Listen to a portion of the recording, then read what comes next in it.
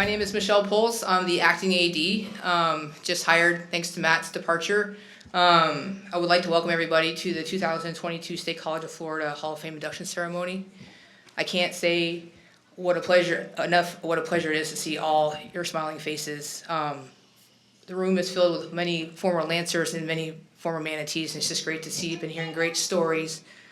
It's an awesome time. This is the 14th induction class for the SCF Hall of Fame, and it's the largest class since our inaugural class in 2006. We are happy to be back in person because sadly the Hall of Fame did not happen last year, which is why we have our second largest class. Gatherings like this are very special. From an athletics point of view, we get to pause and celebrate those who laid down the foundation of success and tradition, for our current student athletes. And for the inductees, been hearing the stories already, talking smack a little bit, opportunity to reconnect with teammates, share some stories that probably shouldn't have been shared, and relive past accomplishments, which is what it's all about. At this time, I would love to introduce our current Hall of Fame members who are in attendance. No need to stand up, just give a wave. Johnny Grubb. Thank you, sir. Coach Moats. Max Garce. Nick Cafaro. And Pat Osborne. And truly, this is what this evening is all about, connecting the past success with our current players. We have our awesome student athletes that are helping us. We have some student athletes within the tables hearing about their tradition and the legacy. And the legacy that you guys have set is awesome. So rule number one of being a new AD, the mic might not work, so you got to ad-lib. So we're good with that. So for those of you who don't know, the Hall of Fame selection process is an open nomination process. Anybody can nominate, anybody, a player, a coach, a fan, a supporter of the program, which means anyone can nominate. We have 12-person committee. It's made up of Hall of Fame members, current coaches, faculty, and students. Actually, our current SGA president is one of the students on board. And the committee casts their votes, and that decides who gets nominated in. The program tonight is going to be pretty quick. We have a few people to introduce. We're going to have an invocation, a dinner. We're going to have some nice remarks from a current student athlete. They're going to say a few words, and then we're going to do something a little differently. We have the opportunity to honor Coach Wynn this evening with a paddle raise. For those of you who are going to do a paddle raise for the Coach Wynn Baseball Scholarship, it's dedicated to the baseball scholarship. Sadly, we lost Coach Wynn March of 2020, but there's no better way to honor Coach Wynn, who was our first baseball coach and who was our first athletic director for the institution, to continue a legacy for a baseball player. After the paddle raise, we'll get to the main attraction, which is the induction ceremony. So at this time, I'd like to introduce our MC for tonight, Professor Jennifer Beasley. Professor Beasley has been teaching here at State College of Florida since the MCC days of 2007. She's a full professor of speech. She's a full professor and serves as a speech curriculum coordinator in language and literature department. Jennifer has served as the student athlete mentor coordinator from 2010 to 2020, as well as mentor to the volleyball team and the basketball team. She has served as the chair of our intercollegiate athletic committee, and she's an unbelievable advocate for student athletes. When I first came here as an assistant softball coach, not working here, I heard of who Professor Beasley is. So without fail, Professor Beasley.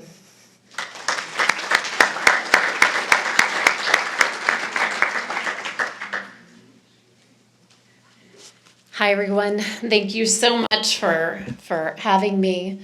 It is such an honor for me to serve as your MC on this very special occasion. And I have to personally congratulate the inductees tonight for the 2022 Hall of Fame.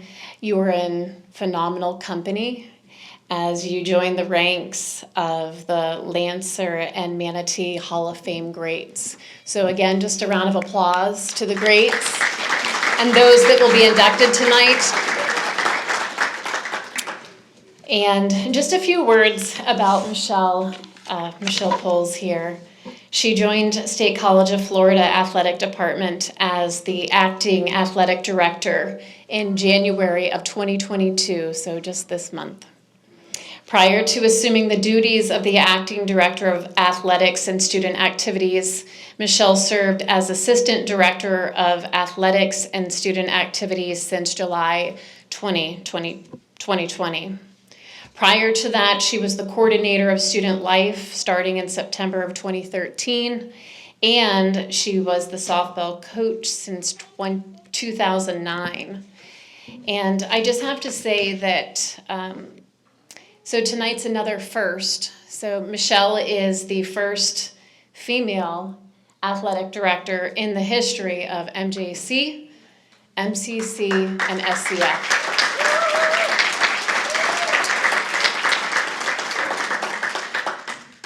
And would it be third in the state? Yes. Third in the state. So that's serious.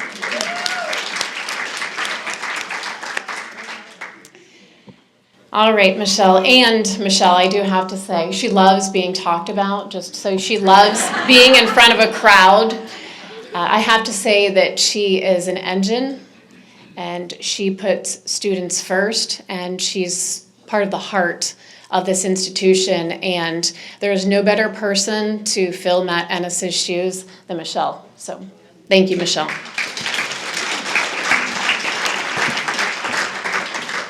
And now I would like to invite Stacy Sharples to say a few words. She is our Associate Vice President of Student Services and Enrollment Management. Stacy, come on up.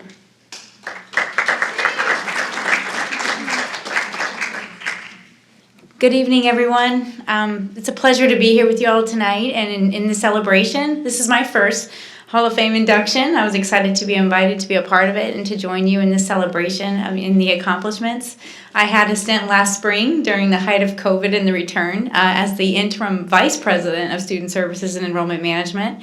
And athletics was definitely an adventure for me as a professional to try to navigate how to get transportation, games, safe playing time. I had to make a lot of tough decisions, and I had to go back and talk to the other vice presidents on behalf of athletics, and I learned a lot, but it was a situation that I would never return on because I learned so much, and it was just so beneficial to myself and my professional growth. So thank you guys all for that, and all the coaches and teams who muddled through my leadership with me, right?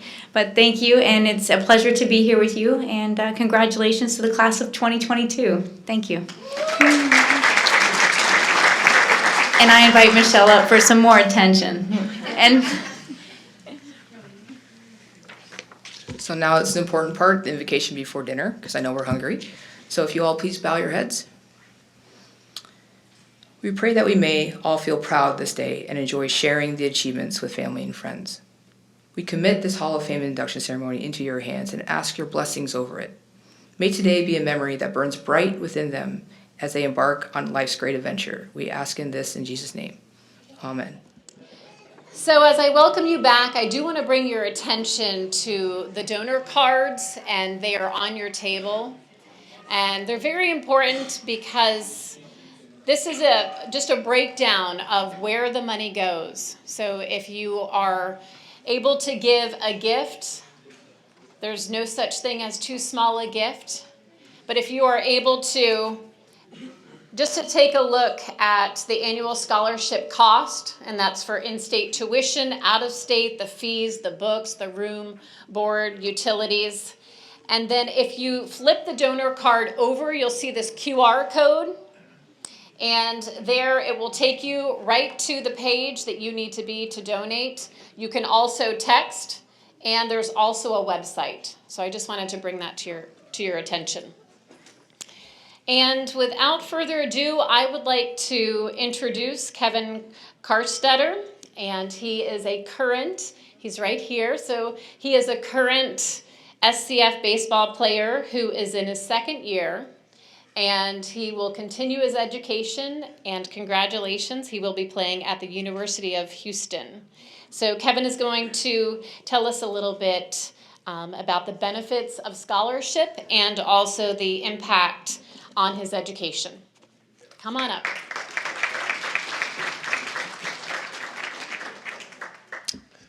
Hello, everyone. My name's Kevin. I'm in my second year. like she said. So I'll take you back a little bit. I'll be short, don't worry. But I'll take you back 2 years ago. I was committed to Florida Atlantic University. I was signed there on a decent scholarship. It was a good opportunity, but I knew I needed something else. So I decided to decommit going into my summer of my freshman year.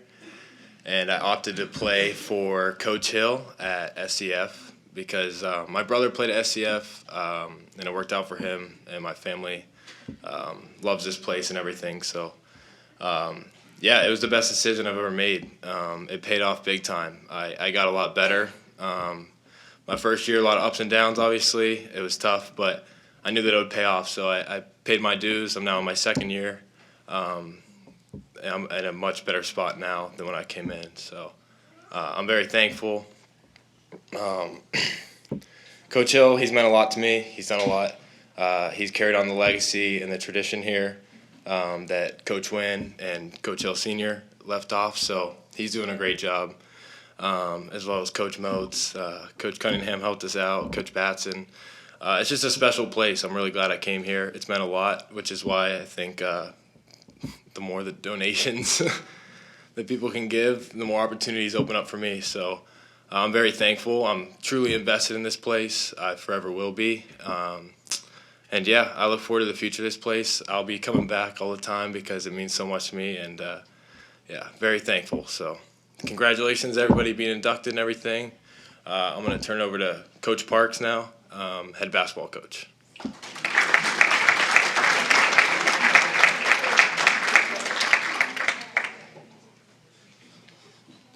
Awesome. Thank you, Kevin. So I'm Coach Parks. This is my, this is my fourth year here at State College of Florida. I'm the head men's basketball coach.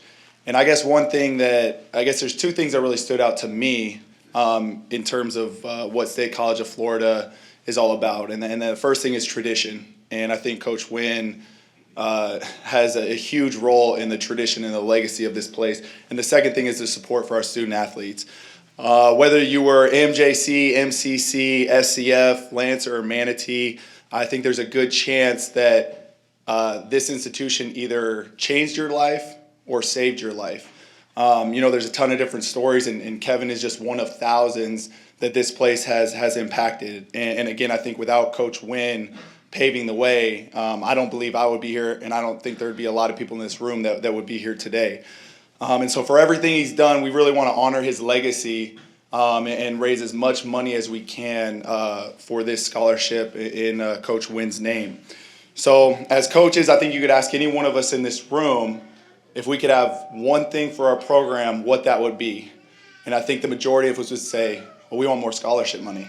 And so, right now you have the opportunity to impact a young person's dream. Maybe it's a stepping stone, but everyone that comes here is on their way to their destination and where they want to be, both academically and athletically. And obviously through the baseball program, a lot of professionals have come through this as well, and we can't do it without scholarships. So what we're going to do, we're going to do a paddle raise. Really anything helps. You'll find out as we go through this, $50, could feed someone for a week, breakfast and lunch for a week. $500 could cover a lot of different things, and we'll go into more of those details as we go. There's other options. As you've been told, there is a donor card on the table. There's a QR code on the back of this sheet, which everyone should have a copy.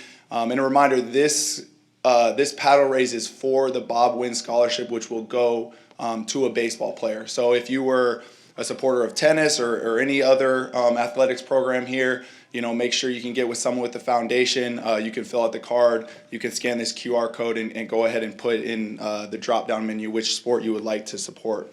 Like I said, everything matters. It's a huge recruiting advantage to offer better scholarships to our student athletes. So let's go ahead and give this a whirl. So your paddle, right here, has Mav the Manatee on it. So if you hear a number you like, go ahead and hold it up. And we are going to start at $500. And $500 would cover books for a semester, Okay, it would cover half of a meal plan. So anybody, and here is your Hall of Fame dinner, form to fill out. Okay, so someone from the foundation, if that number is something that you would like to donate, okay, we would love for you to fill out, and somebody will come around and help you. All right. Well, I just want to thank everybody so much for participating. We know that this is a Hall of Fame event, and we want to make sure that we celebrate the inductees. But I think we have a special opportunity to honor Coach Wynn in this moment and everything that he has done for this institution. So again, thank you guys so much for all your donation and support. And let's give a round of a hand for all the inductees.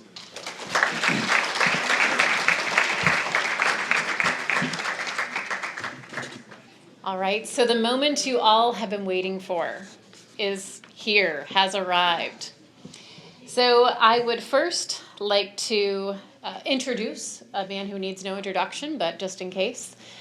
Number 21, I was told I had to say. Number 21, that's our head baseball coach, Tim Hill the second, and he will be presenting the award to our first inductee, Randy Beam.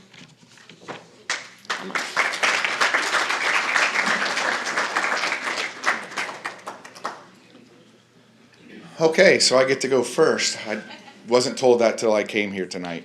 But no, Randy Beam, I'm really honored to be able to introduce him. And unfortunately, Randy couldn't be here tonight, and his dad is going to speak on his behalf.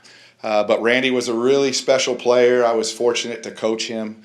He was a left-handed pitcher, and he currently has school records for the following: most strikeouts in a season of 169. We had a first-round pick a couple years ago. He had 133, so Randy had quite a few more than that. He won 16 games in one season and threw 154 innings in one season. But he was a special player. His first year, he was our conference fireman of the year. We used him as a closer. And then his second year, he started, and he basically was pretty much the only pitcher that we could count on that year. And I know I'm being videoed, so please don't share that with everybody else. And his catcher's in the back, so Jeff could kind of verify that for me. But that team could really, really hit. And it was a 2002 team, and they could really swing the bat. But every time Randy pitched, we knew we were going to win. And then after that, we were counting on our hitters to really score a lot of runs. And so an interesting thing about Randy's team was the last game of the season, which was towards the end of April, we had to win that game in order to go into the state tournament. And Randy was not pitching, unfortunately. It wasn't his turn to pitch. But unfortunately, for the way it kind of played out initially, we had a local kid from Manatee High, was a good pitcher for us. But it was the night that his girlfriend was on the DeSoto Queens court, where the DeSoto Festival, that those local people are familiar with the big festival that we have in the end of April. And his girlfriend was on the Queens court, but he had to start pitching for us that night. And so another guy was escorting his girl at the big ball that night. And he was not real happy about that. And unfortunately for us, his mind was kind of on another guy taking care of his girl instead of on the ball game. And we quickly got down 8-0. And it didn't look very good, but the hitters came back and we won the game. And that got us into the state tournament where Randy just was lights out for us. And he won 2 games in the state tournament, beat Chipola in the state championship game. They had a couple of big leaguers on that team. And Randy threw a complete game shutout to get us to the World Series. And then when we got to the World Series, I think Randy's first game, if I remember right, we played a team from Colorado, and there were 11,000 people in the stands. And our World Series is in Grand Junction, Colorado. And this Colorado team was like 57-3, something like that, a ridiculous record. And Randy took care of them with no problem in front of 10,950 fans that were cheering for Colorado. And I think we had 50 people cheering for us, and that was family and friends that were there. But Randy quickly quieted the crowd because they had no chance against him. And then later in the tournament, he beat that same team again to eliminate them and put us into the national championship game. And we ended up losing the national championship game. But, man, we would not have been there anywhere close without Randy. And what a great competitor he was. He went on to have a good career at Florida Atlantic and then professional baseball. And I'm really proud of him that he's now serving his community in Columbus, Ohio as a police officer. and it's just really nice to get caught up with him. I talked to him on the phone the other day. But anyway, you're not here to listen to me talk. So without further ado, I want to introduce his dad, Randy Beam Sr., to let him come in and say a few words about Randy. So congratulations to the Beam family.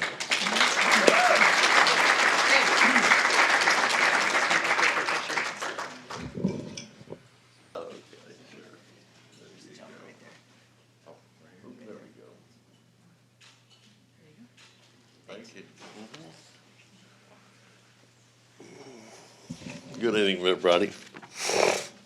Unfortunately, as we said, Randy couldn't be here tonight due to the COVID, unfortunately. But he sure wanted to be here. As you can tell, you've seen Randy Beam, and you're like, wait a minute, I'm looking at the picture there, and this guy's up here, and I'm here. Well, he went up, and I went out, unfortunately. But anyway, so we kind of drafted something up from him, talking to him. But naturally, I'm his dad, and accepting this on his behalf. He wanted me to express how disappointed he is that he couldn't be here to accept the award himself due to the COVID. But he is honored to be receiving this award. He would like to thank Tim Hill Sr., who and also Junior, who taught him a lot more about baseball than he knew. Randy was in high school, and he hurt his elbow pitching, and he came over and talked to Coach Hill after rehabbing, and Coach Hill asked him how his elbow was, and he said, I'm good to go. So as he gave him an opportunity to come here as a walk-on, is what he did. And Randy had always been a starting pitcher. So Coach Hill told him, I'd like to use you in the closing role. So he did pretty good his first year. I think he had, I can't remember how many saves, but he had like 5 wins also. So he did pretty good, and naturally got Fireman of the Year award is what he did. So, but just the opportunity that your dad gave him 721, as everybody we know, as we call his family. But he wanted to thank all his teammates for the support they gave him on and off the field, is what they did. Some are still a part in his life today. He still is in contact with them. But let's see what else I got. I'm trying to wing it. I hate to read off here. It just seems impersonal. But anyway, see if we got anything else here to mention for him. But he was looking forward to coming and bringing his 2 sons. He was, back when he was here, it was like he had a bunch of rings that he got from championships. And it was like, I don't want them, Dad. Just here, you keep them. I'm like, no, you'll appreciate these one day. And I could tell when Junior here, Tim Hill Jr., got a hold of me, and I called Randy and told him, I could tell how excited he was. And it was, you could tell inside of him that he was looking forward to coming and bringing his 2 sons and his wife to accept the award. But unfortunately, with this COVID going on, it didn't happen. So, but anyway, just want to thank MCC and Coach Hill Sr., Junior, for everything y'all did for him. I mean, it was a blessing in disguise is what it is. After him hurting his elbow in high school, we didn't think that, we thought his baseball days were over with. So he came back, and it was kind of funny because after the first year, he came home and he goes, he's always been a starter. He goes, I want to be a starter. I want to be a starter. I don't want to be the closer no more. I want to be a starter. And he goes, I might think about maybe even transferring. I said, Randy, I said, go out there and do it through your work is what you do. Don't talk about it. Coach Hill gave you the opportunity. Go out there and show him what you can do. He'll give you the opportunity, which he did to start. And he proved himself more or less, and he did pretty darn good. So on behalf of him and our family, and I'd like to thank a couple other people, his sister, which is here tonight, that probably had never missed a baseball game that Randy ever played in, and my wife. The only thing he got from me was being left-handed. The work ethic came from her. That's what I can say. But anyway, just thank everybody, and God bless everybody.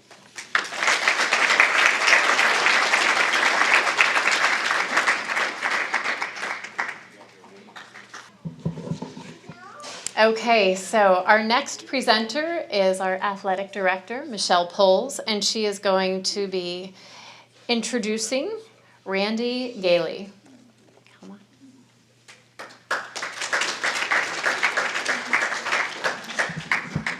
Well, I remember when we first started playing, just kidding.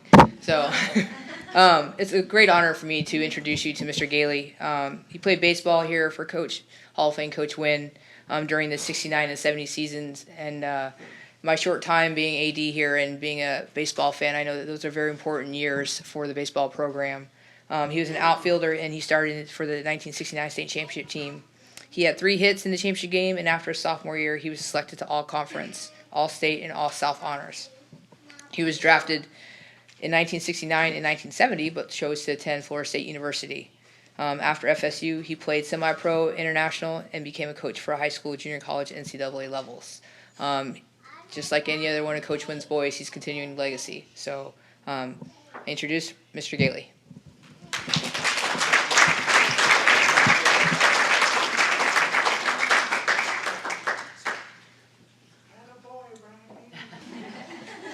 Congratulations, sir. Thank you. There you go. You're welcome, sir. I'm going to set it right here. I'll set it here. Wow, this is such a surprise to me. I'm telling you, I've never been more humbled when I got the call that I had gotten in. I just was in shock. I'm not a kid anymore by about 50 years. But, and it seems like having the first name of Randy is pretty good for this tonight. So I actually knew Randy. I'm living in West Palm Beach now, so I followed him as a pitcher over there. And I'm just, can't tell you, I'm speechless, but I know my buddies that I played with will disagree with that. But I'm close to speechless, so I did make a couple of notes here. First of all, I'd like to congratulate the other inductees. This is, if it means as much to you as it does to me, then you're going to sleep well tonight and be a happy camper. So, also, I'd like to thank the athletic committee that selected us. I'd like to thank Doug Daniel, who's done a lot for me. And, I got to say this. The friends that I made here at Manatee, I know the new name is SCF, but I'm going to call it Manatee because that's what it was for me the whole time. And we have stuck together for, I guess it's right at 52, 54 years, and we are still together. And tonight, there are a number of them that are here. They came in from Richmond, Virginia, which you're going to hear up for baseball. You're going to hear that several times tonight because we were blessed with quite a few players from the Richmond area. And these guys, though, have been my closest friends since 1968 and 69. We are always together. Every year, my closest friend, Ken Doria, he started a reunion, and I started it. It's been at his house. We've been doing it really since 1973, but we moved to his house, what is it, Kenny, 35, 36 years ago? 5. And we get together on a Wednesday, and it goes through Sunday. We play a golf tournament, different kinds, on Thursday, Friday, and Saturday. We cook our own specialties each night of the week, and you talk about great food. Low country bowls, filet mignon, wild game. I mean, you name it, it's on there. And then on Saturday night, Kenny and I do a roast of anything I know about you from the day you were born until now. And I tell you, that's a lot. I know these guys, we all know each other so well, it's incredible. And then we had this group showed up tonight. We had guys come in from Richmond. We had a number of other guys that were coming. One got COVID, one had a heart attack, which is scaring me because we're about the same age. And but they've come in from all over. And you guys, I tell you, you know how important we are. One of them, Tim Cheryl, he played against us at Miami-Dade South. He and I are like a couple of old people. We call each other all the time. What are you doing? Nothing. Me neither. Well, we'll talk tomorrow. It's really funny. And Ken Doria, who I didn't play with here, he went to Gulf Coast. But we have had the greatest time in our lives together. It's just incredible.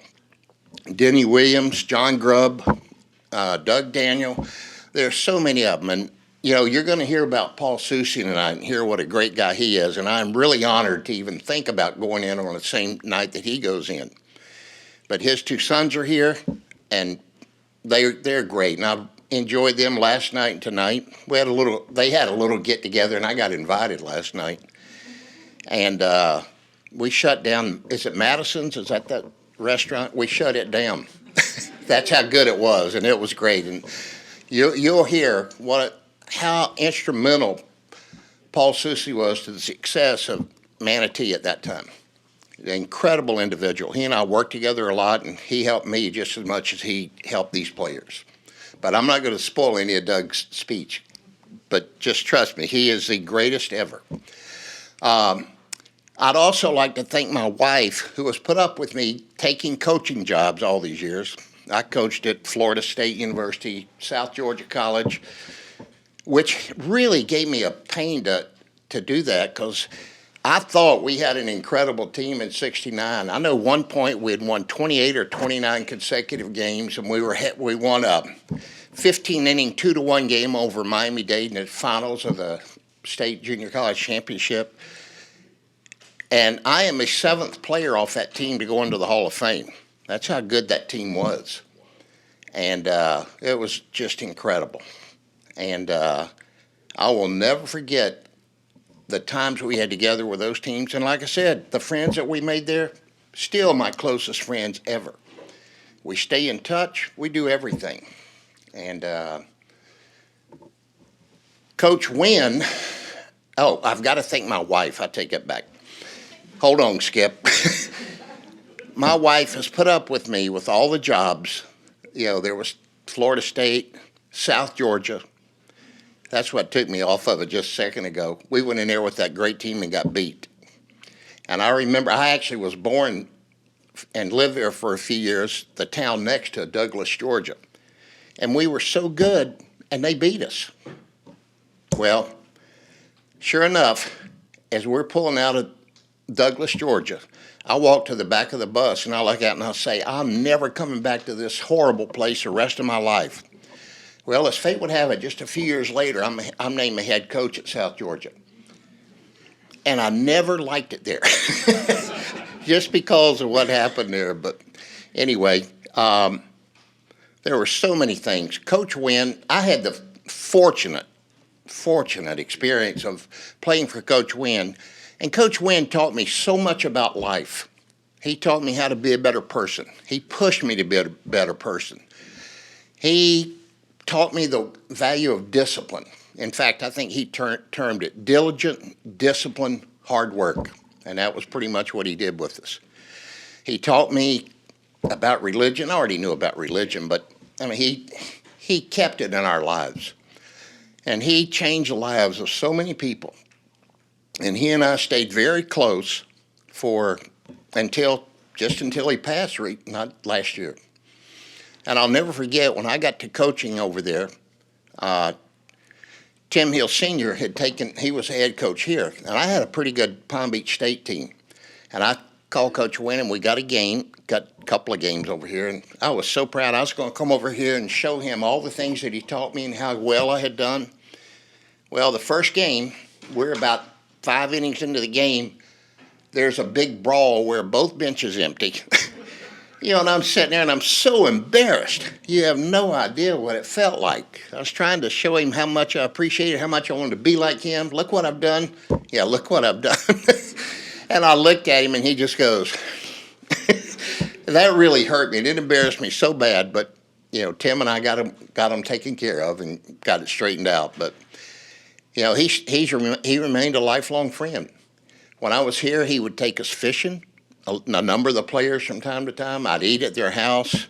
He did everything with us. He did everything, and he was like my father away from home. And my parents loved him. Also, the other coaches, Dan Raymer, the pitching coach, and Doc Cunningham was just out of this world.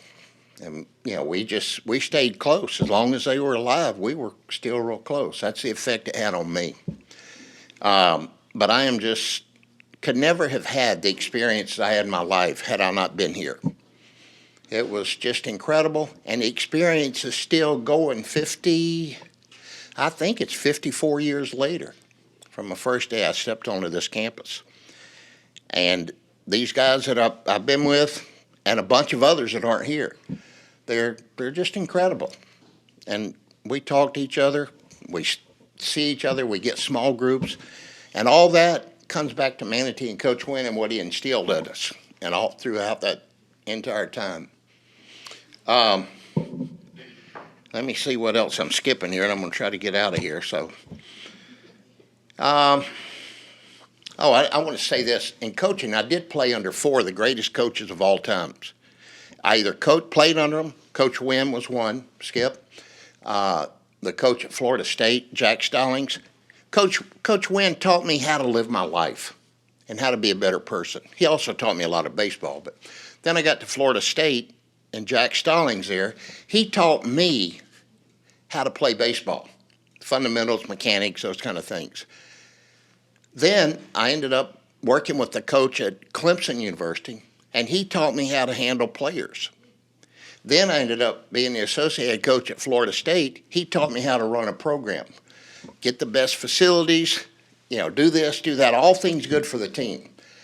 And what I tried to do was soak up as much as possible from those four coaches. But again, everything came back to Skip here, Coach Wynn, and my experience at Manatee. I tell you, I don't know what my life would be like had I not come here. My mom and dad loved it here. My second year, Coach Wynn had me and two other players live with his in-laws, Mr. and Miss Bozeman, if any of you remember them. And, everything was great. It was absolutely the greatest thing that ever happened. And being named in the Hall of Fame with these guys that are such close friends, but I never equated myself to them. And I still don't. We may be in the Hall of Fame together, but these guys were the best. And I'm just proud as I can be. I thank God for everything that he's given me, the friends, the coaches, and the great times. So everything I did. And the last thing I want to say, my mom and dad worked so hard for me to get here. And I just want to tell them that, Mom and Dad, this is for you tonight. All that hard work. I came from a very poor family with 6 kids, and it was just awesome. Great family. Everything was great. Coach, did I introduce you? I've forgotten. My high school coach came tonight from Port Charlotte. Coach Bob Allwood and his wife, Terry. I tell you, he's not a whole lot older than I am, but we've remained friends from way back in high school, and he did everything he could to help me get to this point in my life, and I appreciate you. I always have. Love you, and goes for everybody. All my friends, love you to death, and thank you so much for this. It's the greatest. I've had a bunch of honors over the years, but nothing compares to this. So thank you very much. Wonderful, wonderful life. Thank you.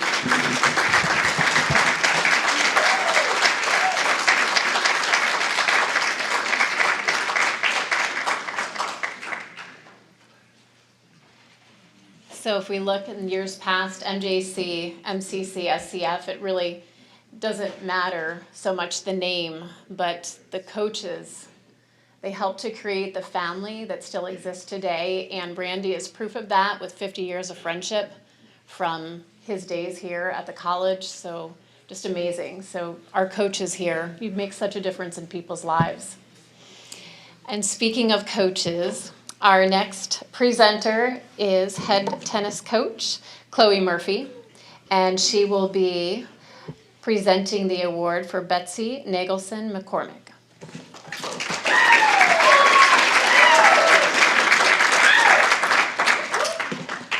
Thanks, Maggie.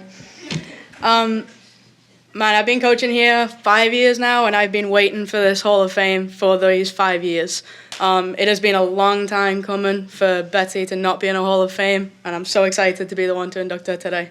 A lot of time in sports, the word legend gets thrown around. Betsy is a true legend of the game in every facet, not only as a coach, as a player. And I wanted to just let you guys know exactly how good she is and why I'm going to brag on her. So, as a professional player, Betsy was the #1 ranked junior in the world. She competed on the WTA Tour for 21 years. She won 5 doubles Grand Slams. She's a member of the ITA Hall of Fame, and she's won more than 30 major singles and doubles titles. She did all of that, and then she came to start a JUCO in Bradenton. She could have gone anywhere in the country, coached any college, and she came to State College of Florida to start a program. Normally people do that the other way, they go JUCO and then excel. But we're so thankful, so lucky that she decided to do that. Most of us in this room know the importance of the relationship that you have with your coach. A coach can make or break your experience. You could be in the most beautiful location in the world, have a not so great coach, and you will hate it.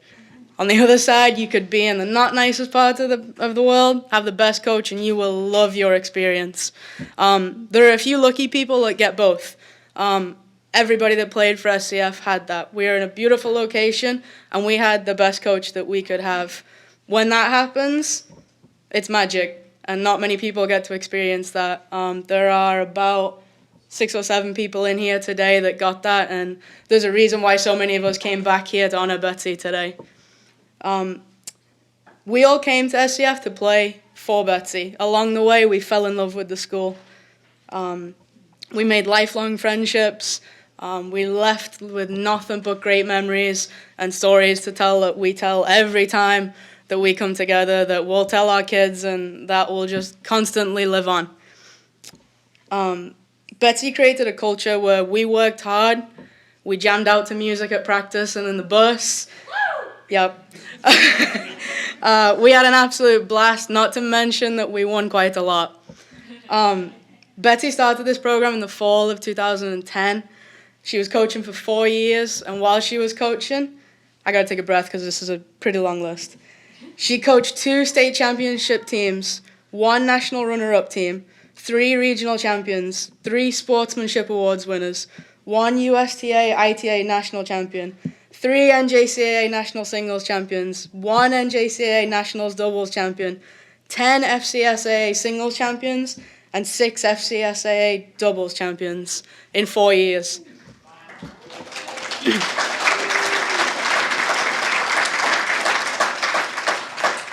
I listed all that off, and I gotta step my game up now because I sound really bad.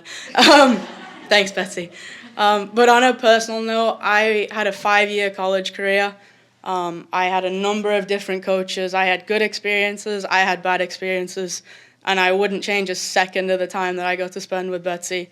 On court, off the court, everything. I am so grateful that she brought me into this, that the tradition she kept along that I now get to pass on as a coach.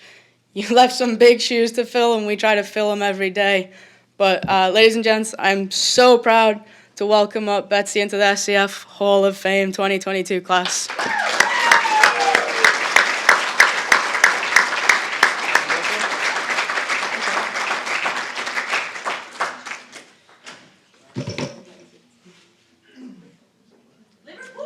Yes.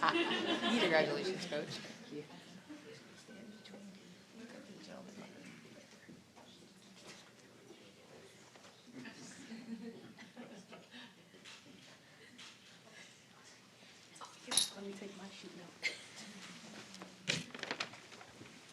Wow.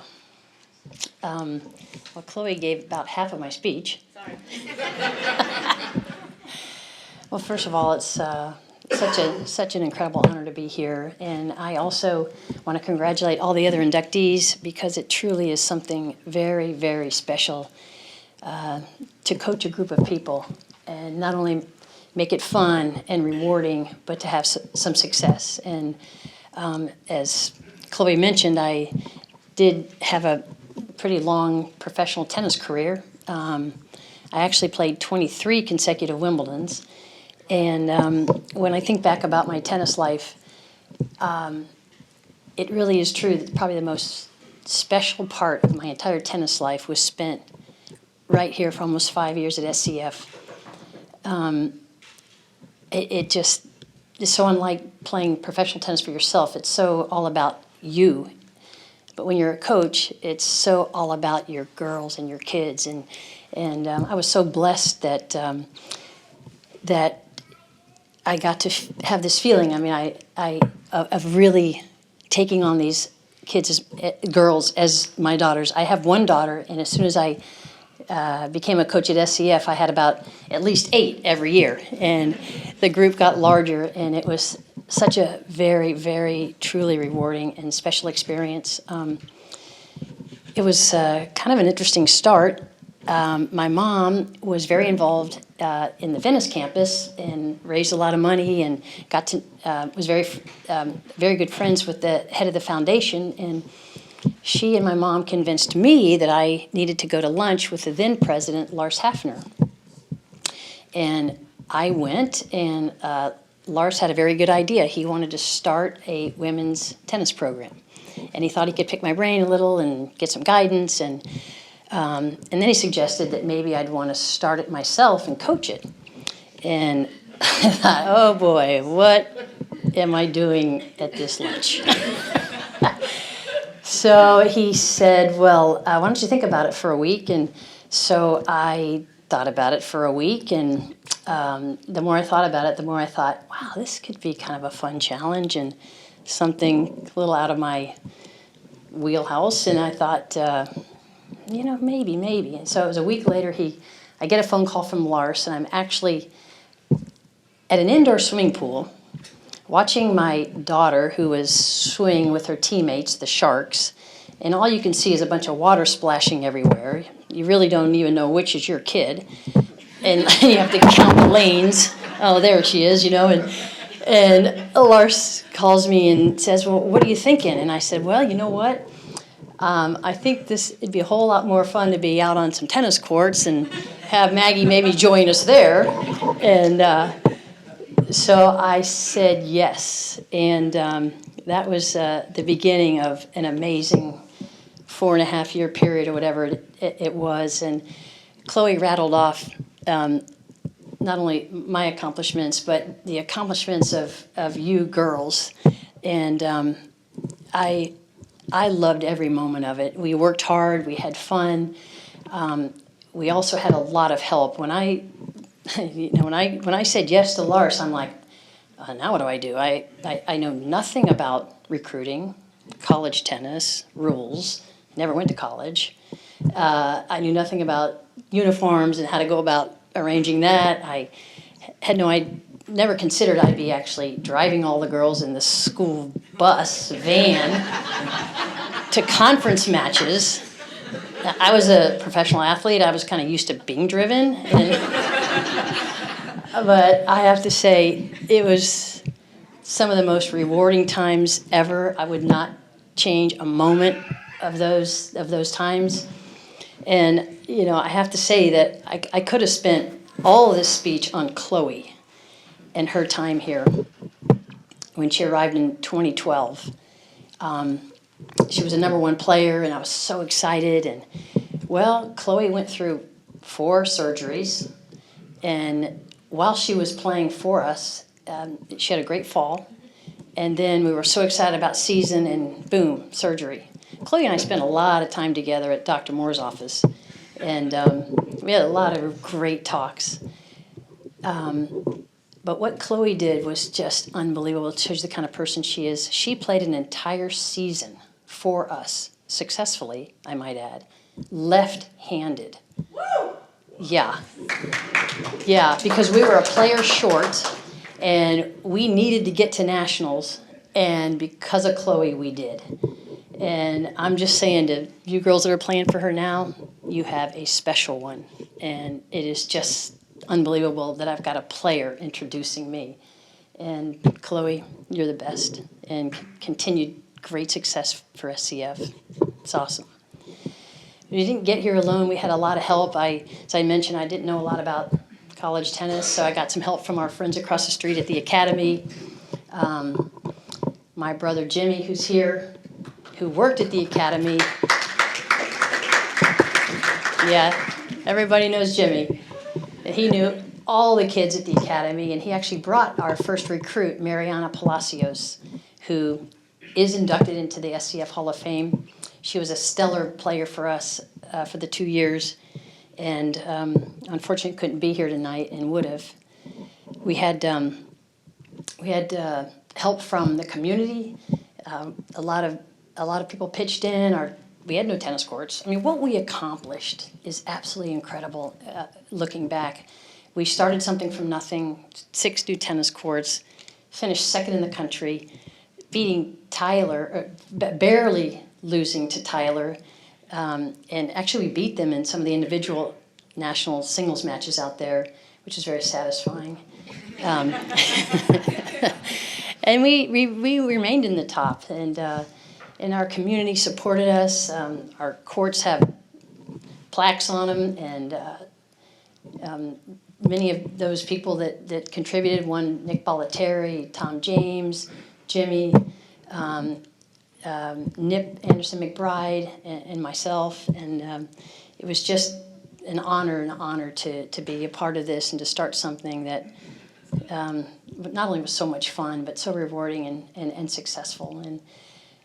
But at the end of the day, and Herb Pitts is here, I want to do a shout out to Herb because he was extremely valuable in our second year making it to Tyler, and of course Trish is here. Trish kept all my players intact, and Trish was extremely important to us as a massage therapist and someone who took care of injuries for us. But it was really this amazing group of women that played the time that I was here, and their work ethic, their commitment to the game, but mainly their hearts, and what amazingly good, kind, nice people that made great teammates and made the atmosphere so nice and special and easy.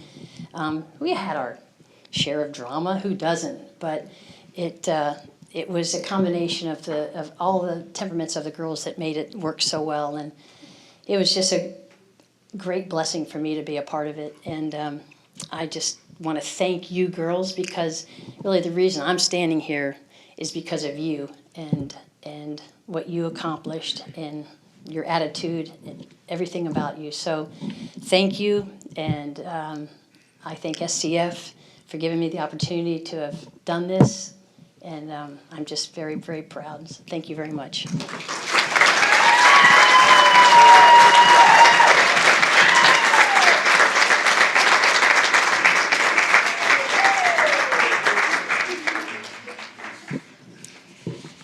So I have to tell you, every morning when I walk to my building, I get to see two groups of girls, and they're practicing, and I hear the music pumping. And that's to my right. I have tennis, and I usually hear Coach Murphy here yelling, and she's like, I don't know if you make them do suicides or what they're doing, but yeah, that's what, okay. And they're like, oh. And then I look over to my left, and then we have volleyball, beach volleyball, and there's, for me, no greater joy. There's life. It's life on campus, and it's pure life. And speaking of volleyball, our next presenter is Billy Timmons, and he is the former volleyball assistant coach. Sorry, Billy. Oh my God, that's terrible. Bad, very bad. And she is presenting the award for Maja Ristich.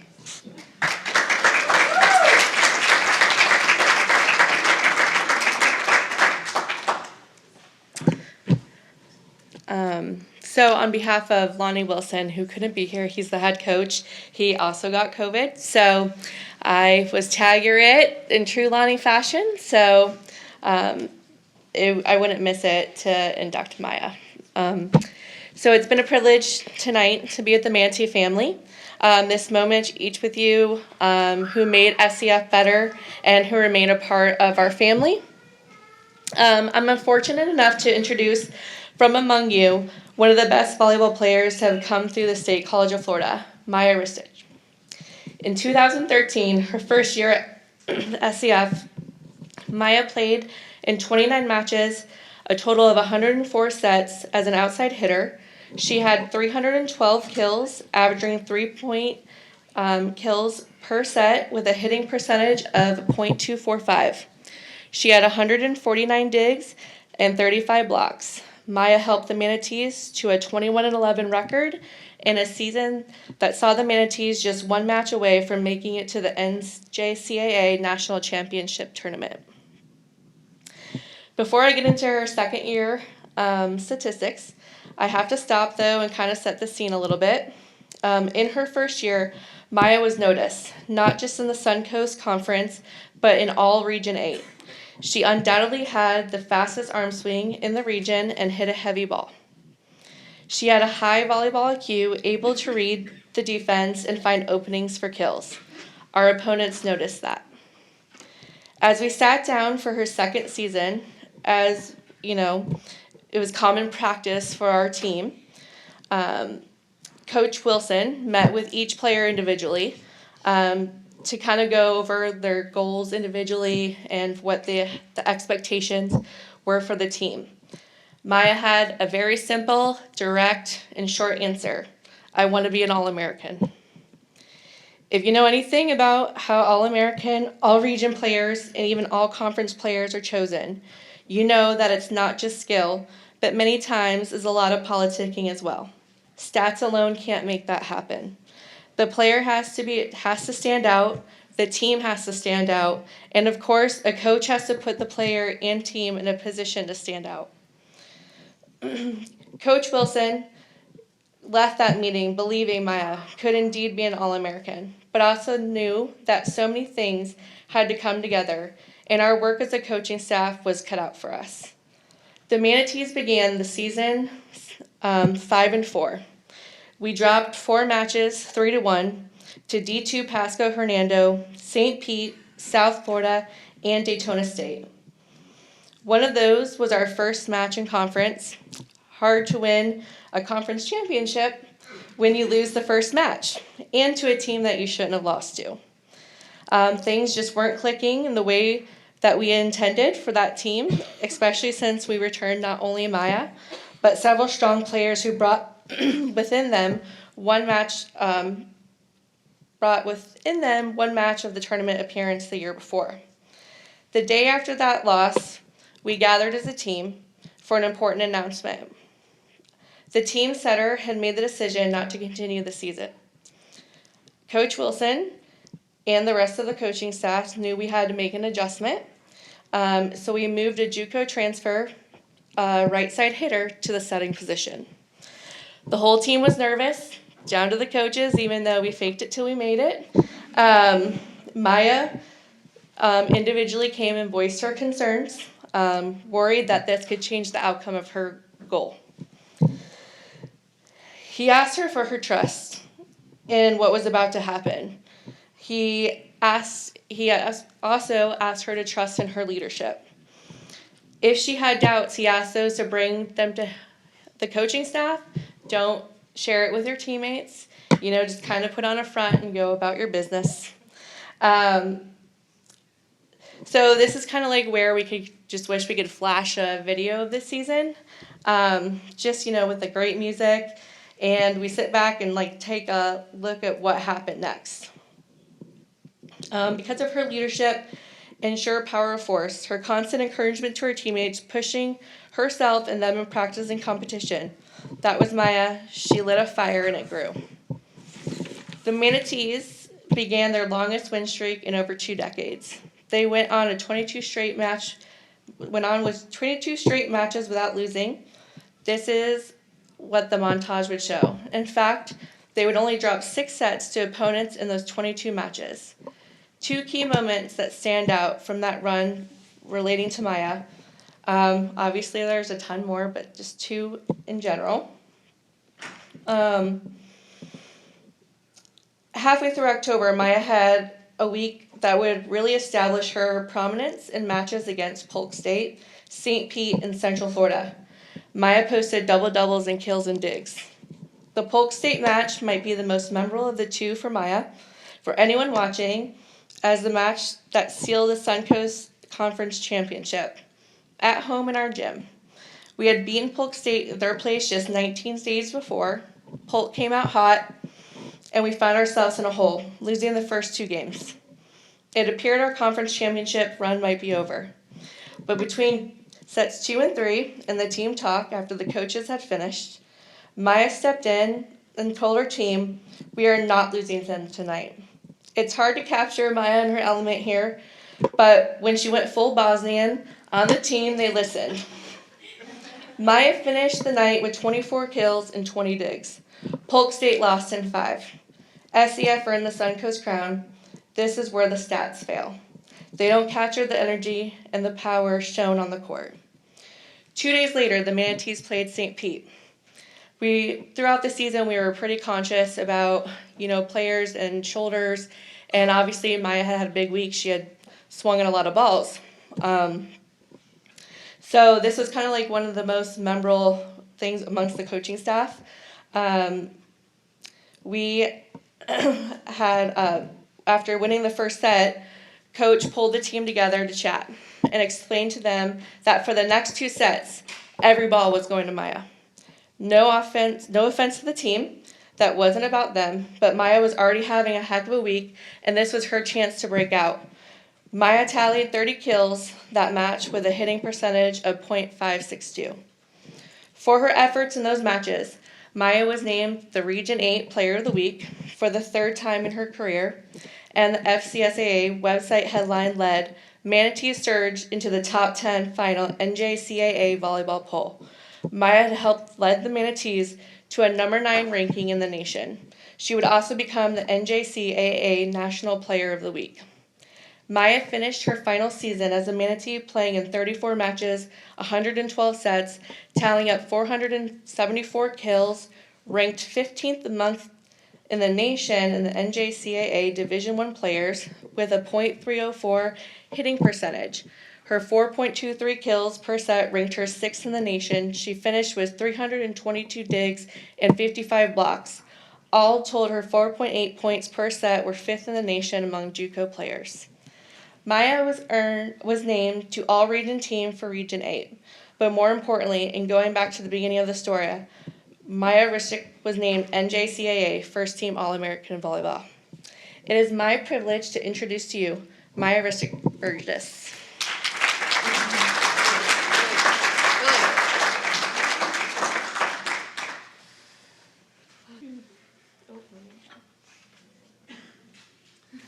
All right. Well, thank you, Billy. I definitely forgot some of those statistics. First of all, I want to congratulate all the inductees tonight. I'm really honored to be one of them. It's been a short, since 2015, so 6 years. Coming from Bosnia, which is, I'd kind of say, similar to Russia. So when Billy mentions I go all Bosnian, it's just bringing out my Russian accent a little bit to the team, and it just makes me a little scarier. So they listen better. First of all, thank you, Coach Wilson, Billy, and Sarah for teaching me everything and introducing me to the American culture. What I've learned in the first couple of months being there, I love Boston cream donuts, Mountain Dew, and I don't like 6 a.m. practices. But that definitely taught us discipline. I mean, waking up at 5 a.m. every day and coming to practice at 6 was definitely hard, especially with the language barrier. I came far from Google Translate during practices, and it's just to continue on to the stories of family and tradition.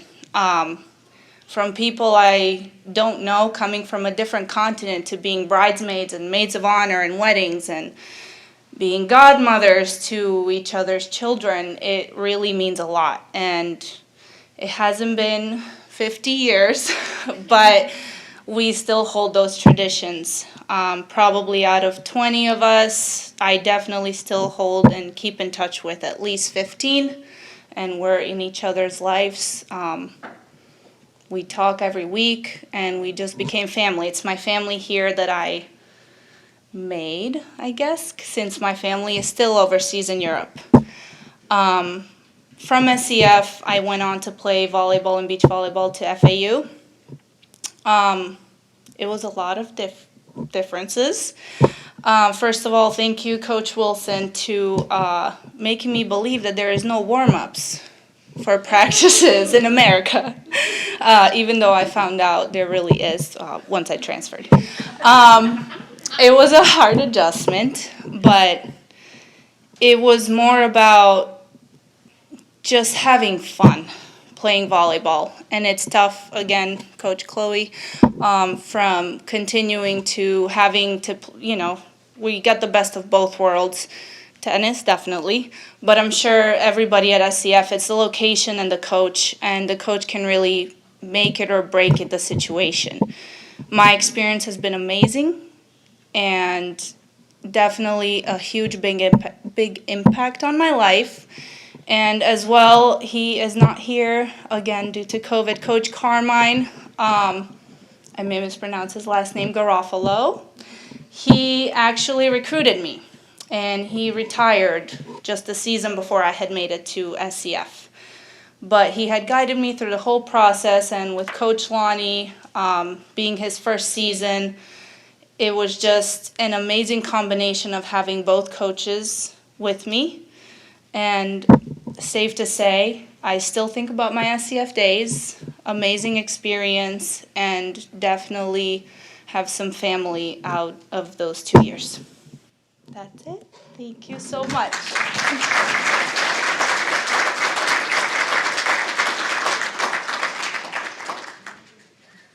Maya, did I hear correctly that are you in med school?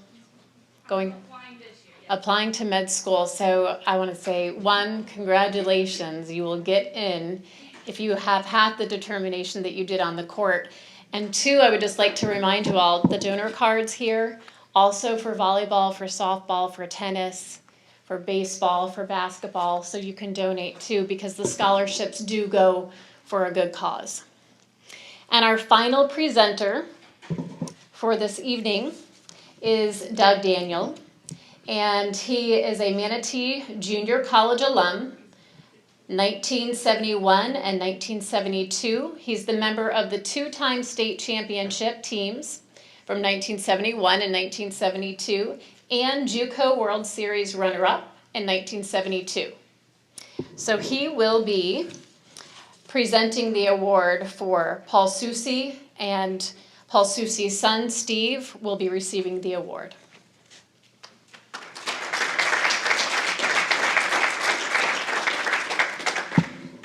Thank you. What a night. Congrats to all the Hall of Famers. Since 1967 in the 8th grade, I became a Soucy kid. So I'm going to refer in my speech reverently as a Soucy kid. And thank you, Steve, and for letting me be part of the family. Paul Francis Soucy. And the pictures are frozen, so what can we say? Paul Francis Soucy, born in the legendary baseball family, one of 3 brothers, 2 sisters. He struggled with the disability of polio in his left leg his entire life. He was a standout high school baseball player at Sarasota High, who went on to Auburn University, where he became a 2-time All-Southeast Conference, an All-American pitcher. He's in the Auburn Hall of Fame. He rewrote the pitching records. He still holds the lowest ERA record, .099. And yes, he has a star on Toomer's Corner. Followed by a few years of professional baseball, climbing the ladder with a brief stint in AAA. Coach did not let his handicap hold him back. He used to say that baseball gave him a lot in life, his education, a way of philosophy, and winning. And Lord, he was a winner. But he added his players, his students, especially his kids and grandkids, gave him so much more. After his professional baseball ended with the Pittsburgh Pirates, he came home to coach baseball at Riverview, And for 4 years there, compiled a record of 84-21. And that's where he met Bob Wynn. Then in 1963, by the grace of God, this fiery young educator arrived in Richmond, Virginia. We won't talk about him, why he left Sarasota. We know the stories. But he arrived to coach baseball and teach American history, geography at an inner city school named George Wythe. And picture 1960, Vietnam War. Richmond was a tobacco town. Blue-collar kids like myself, opportunities were very, very limited. The old song goes, "We were no senator's son." Some of you old enough will know what I'm talking about. To some, this teacher and coach seemed larger in life. He was like the largest oak tree in the forest. And his guidance, his mentorship generated a hope that in time would produce productive ceilings. Over the 10 years plus, his baseball teams combined a record of 125-43, making him at the time one of the few coaches in the nation with over 200 wins.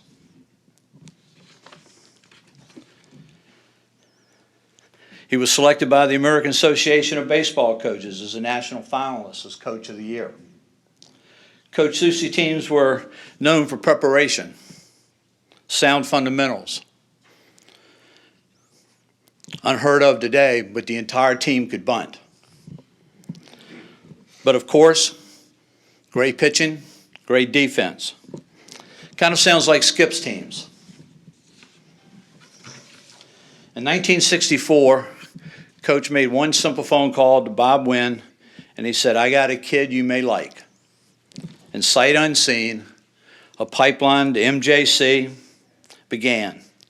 Lenny Garrett, right-handed tough pitcher from George Wythe. He set the mark. He set the trail. Lenny went on to FSU, went on to pro ball, major league executive with the New York Yankees. Not bad. The next year, a little left-handed pitcher named Alan Boyce, Dr. Boyce, orthosurgeon, resides here in Bradenton. In '66, he sent 4 more players. Kind of a trend growing. All these guys sight unseen. As a young kid, I would hang out at George Wythe baseball games and American Legion games, and I would hear seniors on both teams talking about what they were going to do after high school. And you would hear them say, "Coach Soucy has got me to Manatee. Coach Soucy has made a phone call to Bob Wynn." The number slowly grew. Coach Soucy's disciples, ranging from his own players to other local schools, other Legion teams, other coaches around the state, coaches from all over the country at conferences and coaches clinics. "I got a kid. Where should he go?" He was eager to help find scholarships at suitable college programs with his connections, and it's estimated that over 1,000 kids he helped extend their playing career at colleges nationwide, providing opportunities for them. Coach Soucy helped as many kids, and I don't know why, from our rival high schools that played against my team. Later, when I played for him, I saw the MJC brochures in his office, in our guidance office, throughout our school. There were so many kids from our high school and from the Richmond area that came here that didn't play baseball because of those brochures. Coach Soucy has got me into Manatee. I wonder if I'm good enough. Manatee sounded like the promised land. Must be heaven, right? Soucy knew better. He knew it was an opportunity to propel young people on life's journey.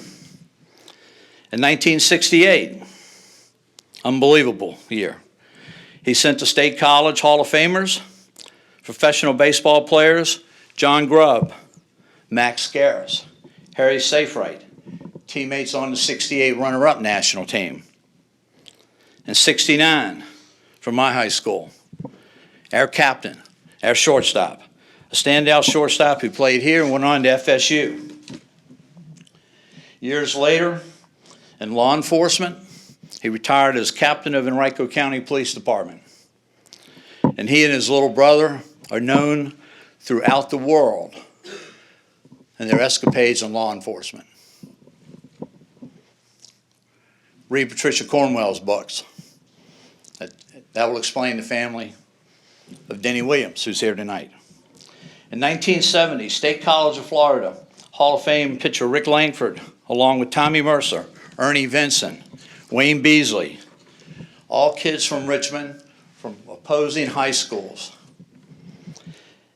In 71, my turn. We had an ace, Rick Tomlin, excuse me. At the time, Coach said, "I'll get you there." He believed more in me than I believed in myself. But he knew I was a Soucy kid. He knew, like so many others, I was prepared. Rick Tomlin, myself, joined the season 70 team, and the 70 team went on to finish, once again, second in the nation. One of these days we're going to get a number one.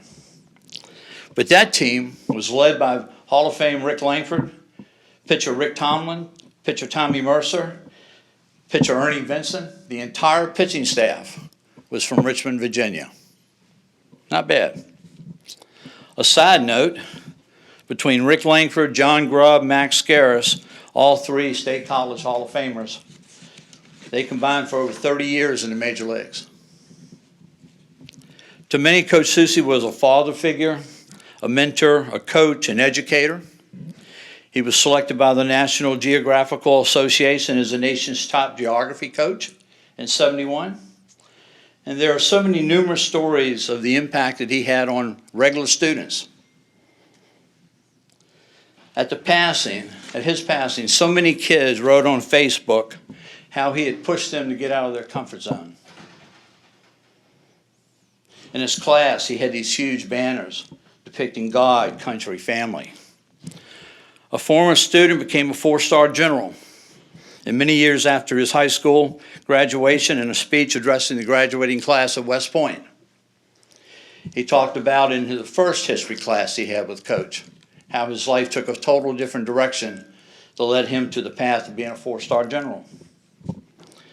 His players, like so many of us students, respected him to the degree that you would never want to let him down. My own mother one time said, "If you don't do what I say, I'm going to call Coach Soucy." That phone call didn't happen. In the 1970s, with budget cuts, eliminating baseball programs in the inner city, Coach went home back to Sarasota to once again coach high school baseball here.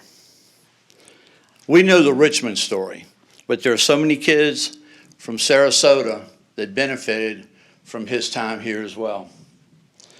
He was later recruited by Worth Sports, and with his national sports contacts, he became the face of Worth Sports until he retired to a life of fishing in Bokeelia, Florida. Coach passed away at the age of 87, but we all know the truth. People like Coach Soucy, Bob Wynn, Tim Hill Sr., they never really passed because they've had such an influence on their lives that they stay with us forever. So Steve, come on up.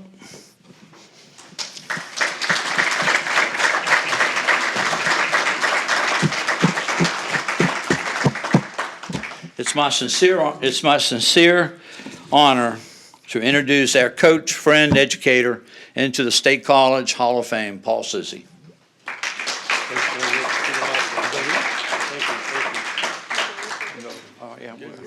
All right. Thank you.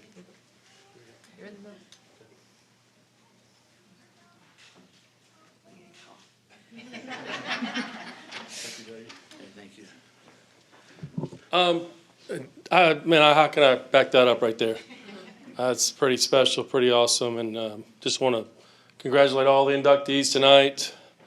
I'm 62. I've been hearing about Manatee Junior College since you can date me, laying on the floor listening to my dad on an old school phone talking to Coach Wynn. I never met Coach Wynn. And like Dougie was saying, I would say 90-something% of the players Coach Wynn never saw play either. Just got that relationship going. And hundreds and maybe up to thousand kids got that opportunity not to come here, but other schools also. So I just want to thank Manatee Junior College, SCF and MCC, whatever, however y'all want to work it. I'm happy to join the family on behalf of my wife, my brother Mark, my aunt, my sister in Nashville who has daughter has COVID, my other brother Paul couldn't be here tonight, my dad's brother John, and stepfather, basically a father figure to me too, Kerry Baker, who's also a legend here in Sarasota. Man, I just can't thank y'all enough.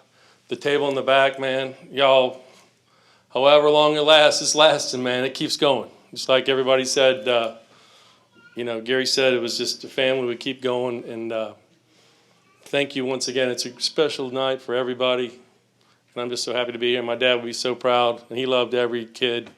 He did. He just his total energy and gave everything 100%. Again, if I'm leaving somebody out, I apologize.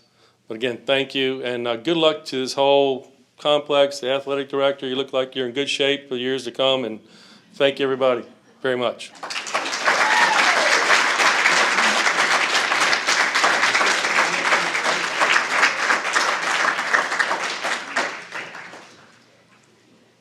What an evening. So truly, whether you're a student, former student, athlete, a coach, it's the connections that were formed here that last a lifetime.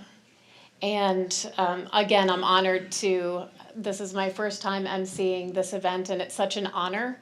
And as a speech teacher, one of the things that I tell my students is what matters most is your authenticity. So it's you on stage, but amplified. And that's what moves people. And the authenticity here tonight is beyond recognition. And just everyone, it's such an honor. So I have a couple of announcements to make. So tomorrow, the celebration of life for Coach Wynn is going to be here at the Neal. And that's right over here, and that's at 10 a.m. And that's tomorrow morning. At 2 p.m., if you're here, we have an alumni game at Winfield. And baseball, all right, if you're still here, if you're in town, 2 o'clock. And we have a game at the Hal Chasey Gymnasium for basketball. So we have Coach Parks over here. We have some of his players here, and that's at 4 p.m. So just in case you're still in town and you want to get more of MJC, MCC, SCF, the name doesn't matter. If you want to get more of us, you can come on here tomorrow. And I would like to say thank you to our student athletes who helped us tonight, who were here in support of your coaches and former student athletes and the SCF, MCC, and MJC community family. And other than that, have a beautiful evening. We're not closing down Madison's, but we are closing down SCF, Randy. So have a beautiful evening. It's been a wonderful event. Thank you.